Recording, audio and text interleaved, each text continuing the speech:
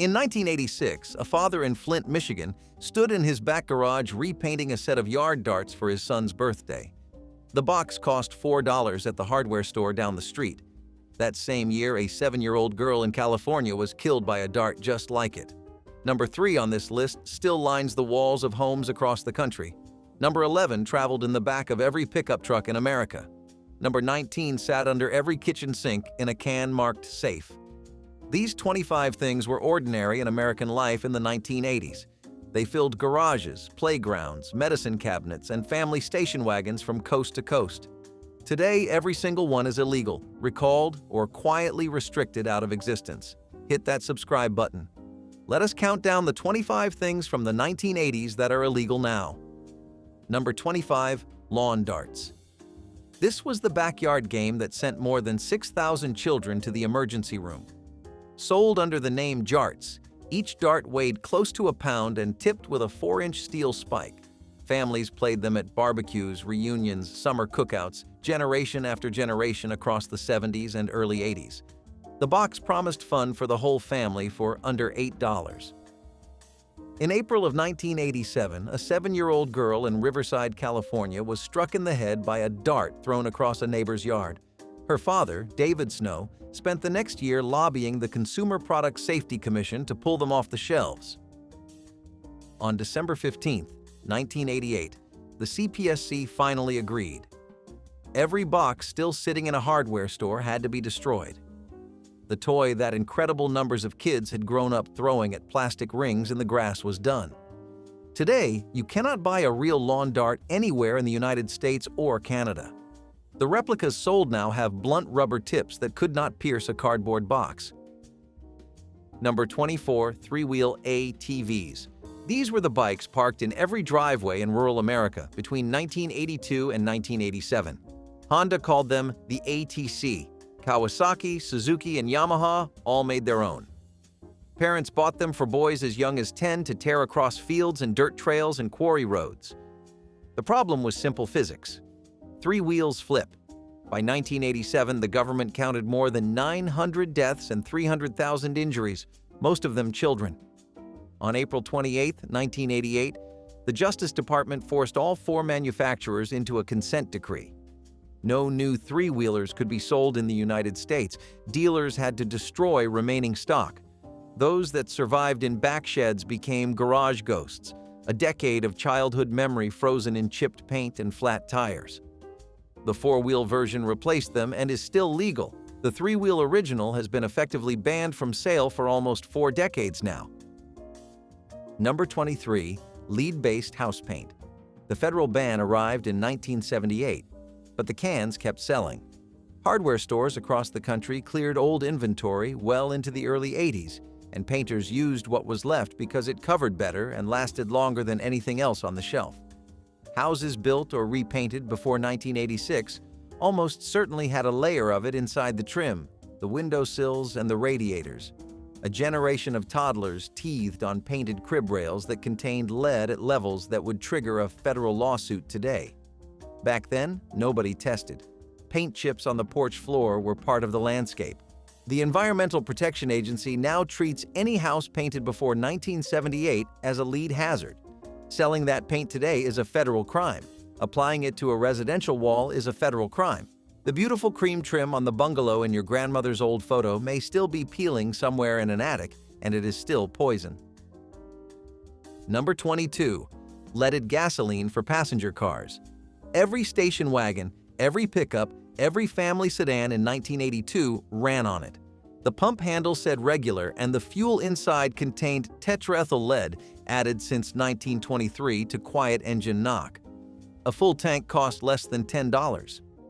Children riding bikes past idling cars breathed exhaust with lead levels that modern researchers linked to decades of elevated blood lead averages across the country. The Environmental Protection Agency started phasing it out in 1975 when catalytic converters arrived, but leaded regular stayed at the pump through most of the 80s because older engines still needed it.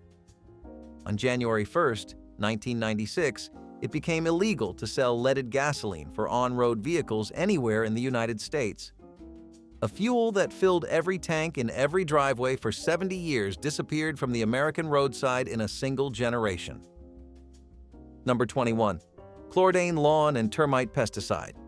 The brown can sat under almost every American sink from 1948 through the late 80s. Gardeners sprayed it on vegetable patches. Pest companies pumped it under the foundations of new homes to kill termites and carpenter ants. The label promised 30 years of protection for a few dollars a gallon. The trouble was that Chlordane does not break down. It stays in the soil for decades and seeps into well water. Studies by the 70s linked it to liver cancer and nerve damage in workers who handled it daily. The Environmental Protection Agency banned agricultural use in 1978. Residential termite treatment stayed legal until April 15, 1988, when the EPA pulled the final registration. Homes treated in the early 80s still test positive for Chlordane in basement air today, 4 decades after the last gallon was poured. Number 20. Smoking on domestic airline flights. The flight attendant rolled the cart past row 12, and half the passengers lit a cigarette the moment the seatbelt sign clicked off. Northwest Orient, TWA, Pan Am, Eastern, Delta.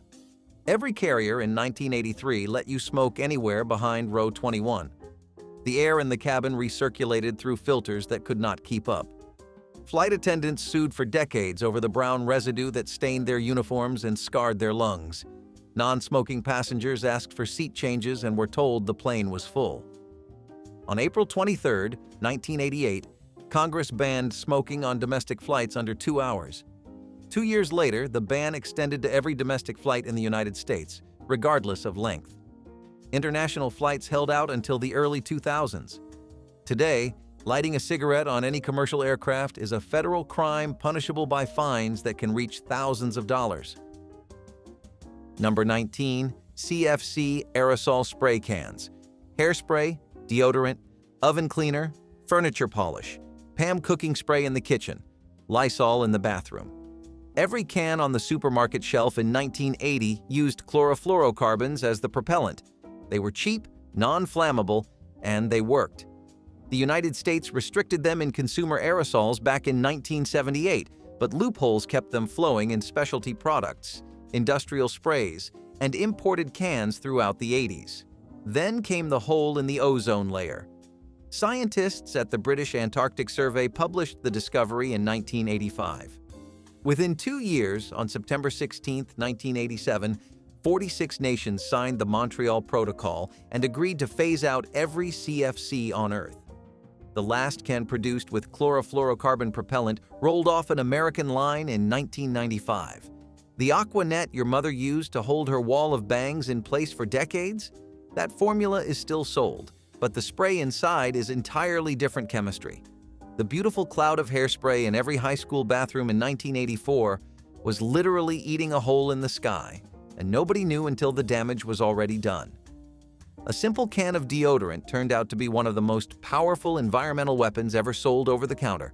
That is why the world moved so fast to outlaw it. Number 18. Drop-side cribs. Every baby born in America between 1950 and 2010 slept in one. The rail on the long side slid up and down on a metal track so a tired mother could reach in without bending over. Sears, Costco, Simmons, and dozens of other companies built them by the millions. They sold for under $100, and they were the standard crib of the 80s. Then the plastic track pieces started cracking with age. A gap would open between the mattress and the rail, and an infant could slip through and suffocate. The Consumer Product Safety Commission linked at least 32 infant deaths to drop-side cribs between 2000 and 2010. On June 28, 2011, the CPSC banned the manufacture, sale, and resale of every drop-side crib in the United States. Hotels, daycares, and thrift stores had to pull them all. The crib that rocked your generation to sleep is now illegal to give away. Number 17. A drinking age under 21. In 1983, 18-year-olds could legally buy beer in 29 states. Louisiana, New York, Wisconsin, and almost every state that bordered a college town welcomed teenage drinkers. A fresh high school graduate could walk into a bar on prom night and order a pitcher. Mothers Against Drunk Driving, founded by Candy Lightner in 1980 after a drunk driver killed her 13-year-old daughter, pushed back hard. On July 17, 1984, President Reagan signed the National Minimum Drinking Age Act. Any state that kept the age under 21 would lose 10% of its federal highway funding. Every state folded by 1988. The corner bar that welcomed your uncle at 18 would hand his son a fake ID booklet and turn him away 5 years later. Number 16. The 55-mile-per-hour national speed limit. Congress passed it in 1974 as a response to the oil crisis. By 1983, every interstate in America capped out at 55, from the flat plains of Kansas to the empty stretches of Nevada. Truckers hated it. CB radios crackled with warnings about Smokies and bears. The average driver ignored the sign and rolled along at 68. State troopers wrote millions of tickets a year, and the federal government tied the whole thing to highway money, just like the drinking age. The rule was quietly repealed on November 28, 1995, and the states raised their limits within months. Montana briefly removed the interstate limit altogether. The sign that ran the length of every American highway for 2 decades now exists only on back roads and school zones. Number 15. Baby walkers with unrestricted wheels. Every American nursery in 1985 had one parked near the kitchen. A round plastic tray, a fabric seat, 4 rolling wheels, a few dangling toys. Cheap and simple. Mothers used them to buy 20 minutes of peace while dinner cooked. The problem was stairs. An infant in a walker could roll across a linoleum floor at 4 miles an hour, and a single set of open steps could send the whole thing tumbling. The Consumer Product Safety Commission counted more than 20,000 emergency room visits a year from walker falls through the late 80s and 90s. Voluntary standards finally tightened in 1997, requiring wheel brakes that stop the walker at the edge of a step. Canada went further and banned the sale of any baby walker with wheels in 2004, making import or resale a crime punishable by fines up to $100,000. The United States still technically allows the modern brake-equipped version, but the old 80s walker with free-rolling wheels and no safety bar can no longer be sold new anywhere in North America. The row of walkers in the back of the department store, $50 each, has been replaced by stationary activity centers that do not move at all. Number 14. BB guns without an orange tip. Every Christmas morning in the early 80s, some 11-year-old unwrapped a Daisy Red Ryder or a Crosman Powermaster that looked almost exactly like a real rifle. Black barrel, wood stock, metal sights. The packaging showed a kid aiming at a tin can in the backyard. At school, the same gun could pass for an AR-15 at 30 feet. 3 different police shootings between 1985 and 1988 involved teenagers carrying realistic BB guns, and the pressure on Congress built quickly. The Federal Energy Management Improvement Act of 1988 required every toy and imitation firearm sold in the United States to carry a blaze orange muzzle tip at least 6 millimeters long. The rule still stands today. Removing the orange tip is a federal crime under Title 15. The Red Ryder carbine that sat under the tree in every Christmas Story rerun is still sold, but every new one in the box wears that little orange collar that your father never once had on his. Number 13. Asbestos popcorn ceilings. The rough spray-on texture coated almost every suburban ceiling built between 1945 and 1985. Builders loved it because it hid seams and cracks and muffled sound for a few pennies a square foot. Homeowners loved it because the bumpy finish looked fancy in photographs. The spray contained chrysotile asbestos at levels up to 10%. The Environmental Protection Agency technically banned asbestos in new spray-on coatings in 1977, but inventories kept flowing into builds all the way through 1985. A working-class ranch house in Dayton or Albuquerque built in 1983 almost certainly has it upstairs. Scraping the popcorn off today without a licensed abatement crew is a federal violation. Selling a home without disclosing it is grounds for a lawsuit. The beautiful ceiling above the family couch in 10,080's living rooms is a legal hazard the moment a drywall screw goes in. Number 12. High-powered magnet toys. Before the buckyballs craze of the 2000s, the original version sold in the 80s as Magnetics and Geomag arrived in American toy stores as cheap building kits, tiny neodymium magnets encased in plastic balls and rods. Kids stacked them into pyramids and bridges and spinning towers. The magnets were small enough for a toddler to swallow, strong enough to pinch through intestinal walls if two were swallowed at different times. By the early 90s, the CPSC began tracking ingestion cases. The eventual nationwide ban on small, high-powered magnet sets arrived in 2012, was overturned in court, and was finally reinstated by federal rule in 2022. Any set sold today must either be large enough not to fit in a child's mouth or weak enough not to latch inside a stomach. The cheap magnet kits your older cousin got for his 10th birthday cannot be legally sold anywhere in the country now. Number 11. Children riding in the beds of pickup trucks.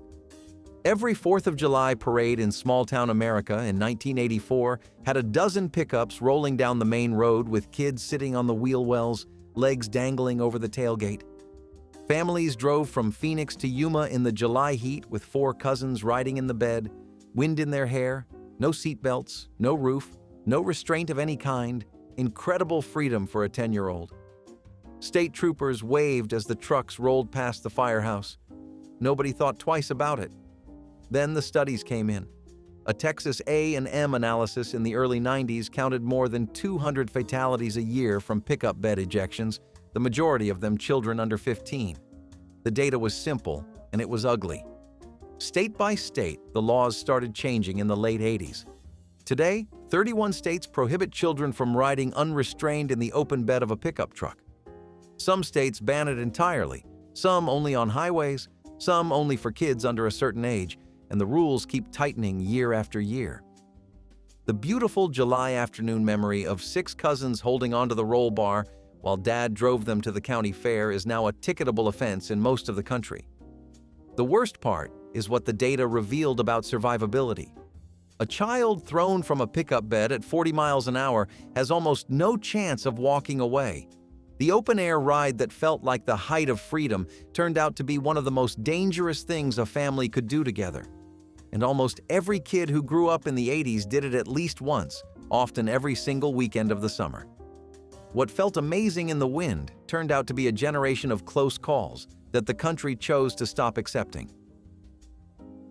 Number 10. Creepy crawlers with the original Thingmaker oven. Mattel sold the kit from the early 60s through the 80s reboot in 1978.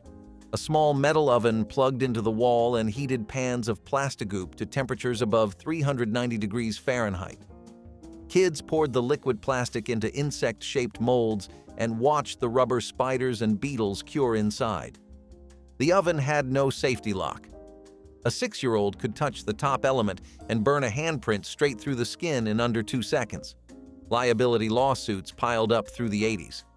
Mattel rebooted the toy in 1992 with a low-heat plug-in oven that topped out under 200 degrees. The original version with the open-wire heating element cannot be legally imported or sold as new anywhere in the United States. The kit that sat on the coffee table in 10,000 American family rooms is an FDA and CPSC headache if anyone tries to sell one online today. Number 9. Playpens with V-shaped slats. The portable wooden playpen sold in Sears catalogs through the mid-80s had vertical slats spaced out in a zigzag pattern that looked beautiful to a decorator and deadly to an infant. A baby's head would slide between the narrow gap at the top, and the wider gap below would let the body drop through. The slats trapped the child by the neck. The Consumer Product Safety Commission documented at least 8 strangulation deaths between 1983 and 1985. On July 24, 1985, the CPSC banned the manufacture, import, and sale of any playpen with a slat pattern that formed a gap wider than 2 3/8 inches at any point. Thousands of existing units were recalled. Sears, JCPenney, and Kmart pulled them from stores in a single week. The portable pen that let your mother set you down in the living room while she started dinner is now illegal to sell used at any yard sale in the country. The modern Playpen uses fine mesh on all four sides, designed to collapse before a child can get trapped inside. Every safety rule on the box today traces back to those 8 deaths in a 2-year stretch in the mid-80s. The thing is, nobody designed the V-slats to be dangerous. They were just pretty. Back then, pretty was enough. Today, every product that sits inches away from a sleeping infant has to pass a battery of tests that did not exist when your parents bought their first Playpen for $34 at the outlet mall. Number 8. Mercury thermometers in school nurses' offices. Every elementary school in America in 1985 had a cabinet full of them. The nurse would shake the silver column down, slide the glass tube under your tongue, and wait 3 minutes to see if you could go home. The tubes broke constantly. When they did, the silver beads rolled across the linoleum floor, and the janitor swept them up with a broom. Nobody thought twice. Mercury vapor is a neurotoxin. Indoor concentrations from a single broken thermometer can exceed federal safe limits for weeks. Through the late 90s, state health departments began banning mercury thermometers from school use. By 2003, more than 20 states had passed outright bans on the sale of mercury fever thermometers to consumers. The simple glass tube in the medicine cabinet that you remember from being 7 years old and homesick with chickenpox is now classified as hazardous waste. A pharmacy that sells one today faces a fine. A school that keeps one in a drawer is out of compliance with state environmental codes in most of the country. Number 7. Burn barrels in residential yards. The black 55-gallon drum with holes punched in the sides sat behind the garage in almost every rural American property through the 80s. Families burned trash, yard waste, magazines, plastic bottles, old furniture, broken toys.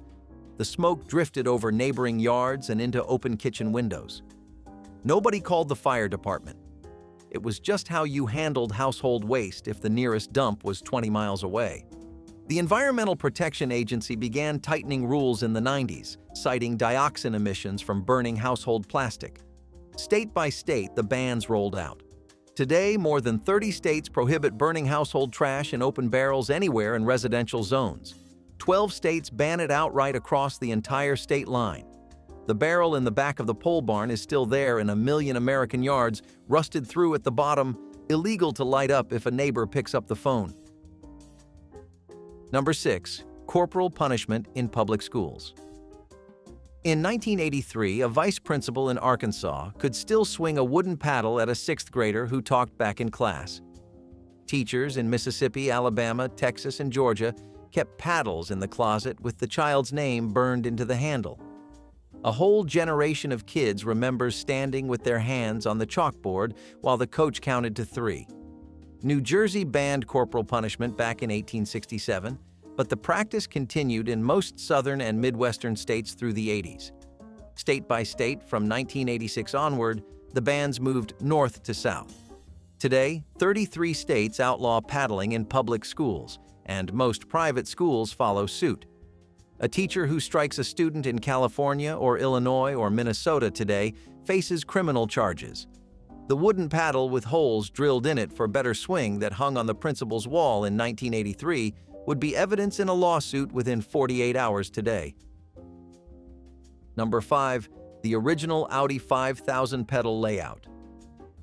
The 1982 through 1986 Audi 5000 had its gas and brake pedals spaced closer together than any American car on the market. A driver switching from a Buick to an Audi could hit the wrong pedal in a panic moment, and the car would lurch forward at full throttle.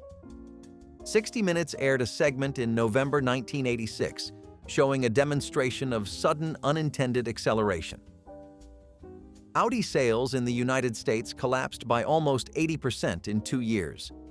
The company recalled and retrofitted the cars with a shift interlock that forced the driver to press the brake before shifting out of park. The original pedal geometry was quietly redesigned, and Audi never again built a car with the narrow spacing that defined the 80s model. Today, federal safety standards require a minimum distance between the brake and accelerator pedals that the original 5000 could not meet. A car built to those specifications could not be sold in America now. Number 4. Cigarette vending machines in restaurants and malls. Every bowling alley, every diner, every airport corridor, every hotel lobby in 1983 had one. $1.25 bought a pack of Marlboros. No one checked ID. The machine did not know you were 15. Teenagers fed quarters into it all through the decades, and the tobacco industry counted on exactly that. Food and Drug Administration rules in 1996 restricted vending machines to adults-only venues. Most states followed with outright bans on cigarette vending in any public space. Today, a cigarette vending machine in a grocery store or mall is illegal in 48 states. The chrome and glass box with the pull-handle knobs, each row a different brand, that greeted you walking into every Pizza Hut in 1985 is a museum artifact now. Legally, it cannot operate where any minor might walk past. Number 3. Joe Camel advertising. R.J. Reynolds introduced the cartoon camel with sunglasses in 1987, and by 1991, Joe Camel was the most recognized mascot among American 6-year-olds after Mickey Mouse. Billboards, magazine ads, storefront displays, a Joe Camel merchandise line with jackets and lighters and beach towels. The ads ran everywhere for nearly a decade. In 1997, the Federal Trade Commission filed a formal complaint accusing R.J. Reynolds of marketing cigarettes to children. Under pressure, the company retired Joe Camel on July 10, 1997. The 1998 Master Settlement Agreement between 46 state attorneys general and the big tobacco companies banned the use of any cartoon character in cigarette advertising forever. A tobacco ad featuring a mascot aimed at kids cannot legally run in any American publication, billboard, or television commercial today. The friendly camel that decorated school lockers in every 80s town is a federal violation if anyone tries to print him on a pack again. Number 2. Kinder Surprise Eggs. Ferrero started selling the hollow chocolate egg with a toy inside in Italy in 1974, and every European playground knew them by the early 80s. Americans who traveled abroad brought them home as souvenirs. The U.S. Food and Drug Administration has banned them since 1938 under a law that prohibits any non-nutritive object embedded inside a confectionery product. Customs agents have been seizing Kinder Surprise eggs from travelers for more than 40 years, fining violators up to $2,500 per egg. Ferrero finally launched a modified American version called Kinder Joy in 2018 with the toy in a separate chamber, but the original single-capsule surprise egg with the yellow plastic shell inside remains illegal to import, sell, or possess for resale anywhere in the United States. The chocolate egg that every 80s kid saw in a Swiss ski resort gift shop and begged for is still, in its original form, contraband. Number 1, 2, 4, 5 T herbicide on suburban lawns. The bright yellow can sat in every hardware store from 1948 through the mid-80s. Homeowners used it to kill crabgrass and dandelions. Groundskeepers sprayed it on golf courses and public parks. The compound was half of what the military had called Agent Orange during Vietnam, and it contained trace levels of dioxin that the Environmental Protection Agency linked to miscarriages, birth defects, and liver cancer across the country. The EPA issued an emergency suspension in 1979 and finalized the full ban on February 28, 1985. A chemical that had been sprayed on American backyards for almost 40 years, marketed on television as a safe way to get a beautiful green lawn, disappeared from the hardware store in a single season. Homes in subdivisions built in the 70s still test positive for dioxin in the soil today. The beautiful weekend smell of freshly applied weed killer that drifted across every cul-de-sac in the summer of 1984 was, it turned out, one of the most dangerous things a homeowner could breathe. 25 things, each one ordinary in the summer of 1984, each one a crime, a recall, a federal violation, or a vanished memory by the time their children had children of their own. The darts in the grass, the paint in the hall, the cigarettes on the plane, the walker at the top of the stairs. They were not scandals. They were not warnings. They were simply how things were. Here is my challenge. Walk through your own house this week and look at the things you grew up with, the crib your kids outgrew, the paint in the basement, the ceiling above your bed. More of it is on some government list than you probably realize. Share which one you remember best in the comments.